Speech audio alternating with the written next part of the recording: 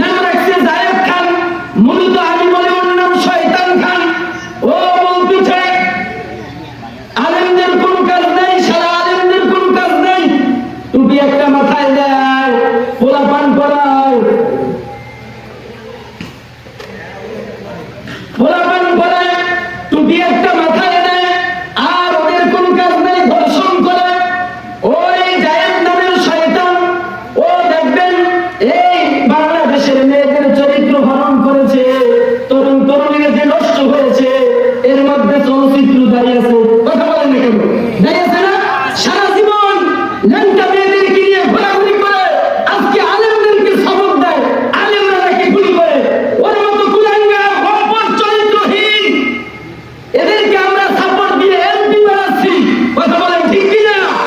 কিন্তু আপনি বুঝলেন না, একজন টুপি মাথায় দাঁড়িয়েছে, পাঞ্জাবি আছে, কোরআন জানে, হাদিস জানে, সে যদি মেম্বারিতে দাঁড়ায়, লোকেরা বলে ও পাগল হয়ে গেছে, ওরে ভোট দেবে কে?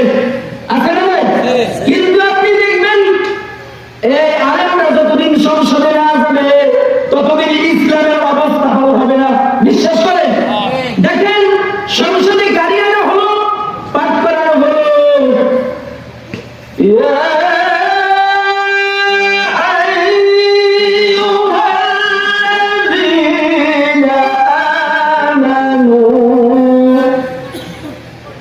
إنما الخمر والميسر والأنصاب والأزلام رجس من عمل الشيطان। الله أكبر।